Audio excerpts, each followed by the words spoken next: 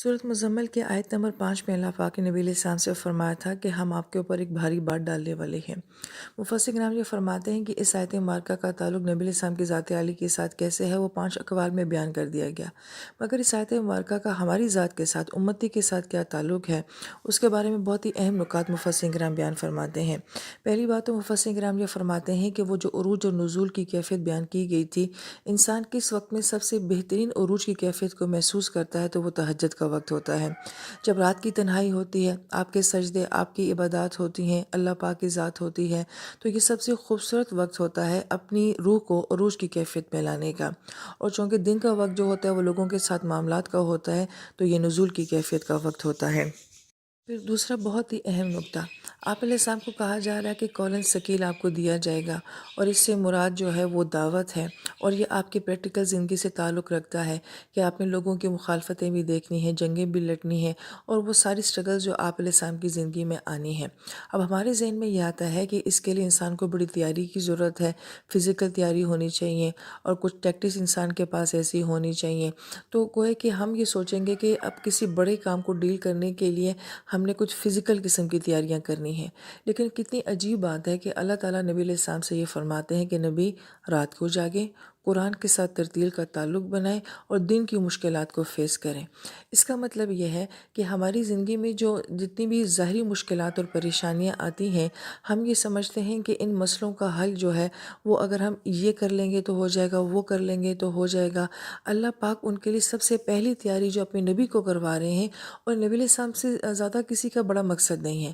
اور نبی علیہ السلام سے زیادہ کسی نے اپنی زندگی میں مشکلات دیکھی نہیں ہوں گی، لہٰذا کل امت کے مسائل کو ایک طرف رکھا جائے اور نبی علیہ السلام کی زندگی کو ایک طرف رکھا جائے، تو ظاہر بات ہے جو آپ نے فیس کرنا تھا وہ زیادہ وسیع پیمانے پر تھا۔ اور آپ علیہ السلام کو جو تیاری کروائی جا رہی ہے وہ رات کی نماز سے کروائی جا رہی ہے، تو اس کا تعلق میری زندگی سے بھی یہی بنتا ہے کہ اگر ہمیں اپنی زندگی میں کچھ مشکلات ہیں یا کوئی ٹارگٹس ہیں یا ہماری زندگی کے کچھ بڑے مقاصد ہیں، تو اس کے لیے سب سے پہلی تیاری یہ کرنی پڑتی ہے کہ رات کو اللہ کے ساتھ اپنا تعلق بنانا پڑتا ہے اور قرآن کے ساتھ ترتیل کا تعلق بنانا پڑتا ہے۔ یہ ایسی طاقت انسان کو دیتا ہے جس سے انسان کے لیے ان سارے معاملات کو ڈیل کرنا آسان ہو جاتا ہے۔ اب اس کی مثالیں ہم نبی علیہ السلام کی زندگی سے بھی دیکھتے ہیں اور بعد میں آنے والے لوگوں کی زندگی سے بھی دیکھتے ہیں۔ لہٰذا نبی علیہ السلام اپنی زندگی کی پہلی جنگ لڑتے ہیں، آپ کے پاس افرادی قوت بھی کم ہے، اسلحہ بھی کم ہے، سواری بھی کم ہے، لیکن اس کے باوجود جبکہ صحابہ کرام بھوک پیاس کا بھی شکار ہیں اور ہجرت بھی ابھی آپ نے کی ہے، لیکن جو بھی صحابہ کرام نے جنگی میدان کی جو بھی ٹیکٹس ہونی تھی، تدابیر ہونی تھی، وہ انہوں نے کی تھی۔ لیکن سب سے معنی خیز بات یہ ہے کہ آپ علیہ السلام کا بدر کی رات میں ساری رات قیام میں کھڑا رہنا، دعائیں مانگتے رہنا اور روتے رہنا۔ صحابہ کرام فرماتے ہیں نبی علیہ السلام روتے جاتے تھے اور یہ دعائیں مانگتے جاتے تھے کہ اللہ تعالیٰ یہ اگر چھوٹی سی جماعت جو ہے کل اگر یہ غالب نہ آئی تو دنیا میں پھر آپ کا نام لینے والا کوئی نہ رہے گا۔ لہٰذا وہ آپ علیہ السلام کے رات کا رونا تھا کہ پھر اگلے دن دنیا نے یہ دیکھا کہ کس طرح سے یہ چند لوگ جو ہیں اپنے سے بڑی جماعت کے اوپر حاوی ہو جاتے ہیں۔ پھر چاہے جنگ احد ہو یا جنگ خندق ہو، ہم دیکھتے ہیں کہ نبی علیہ السلام ساری رات قیام فرماتے تھے اور اللہ پاک سے دعائیں کرتے تھے، تو دراصل میں آپ علیہ السلام کے رات کے رونے سے دن کو آپ علیہ السلام کو فتوحات نصیب ہوتی تھی۔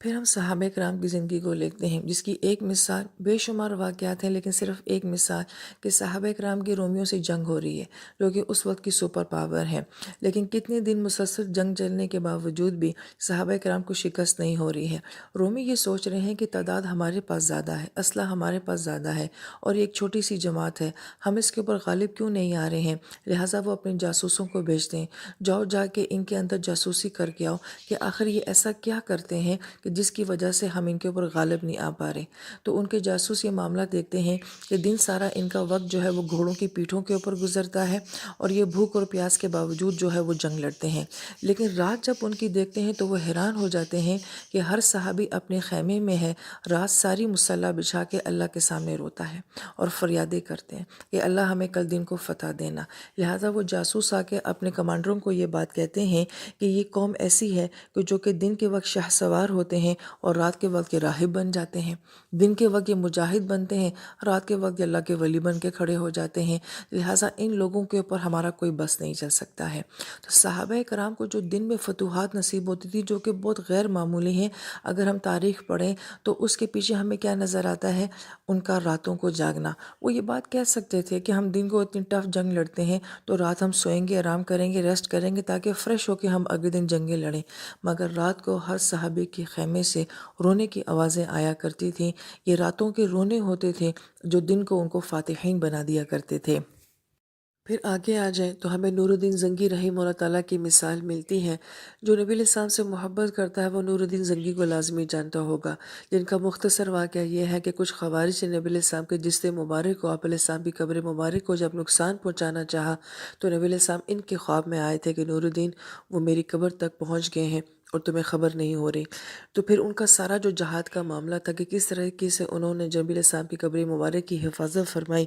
تو وہ فرماتے ہیں کہ جب یہ شخص بیت المقدس میں آتے ہیں زیارت کرنے کے لیے بیت المقدس کی، تو کافر ان کو دیکھ کے ایک جملہ بولتے ہیں اور وہ یہ کہتے ہیں کہ یہ شخص جو ہے یہ فوج اور تعداد سے نہیں، یہ اپنے رات کی مناجات سے ہم پہ فاتح بن کر آیا ہے۔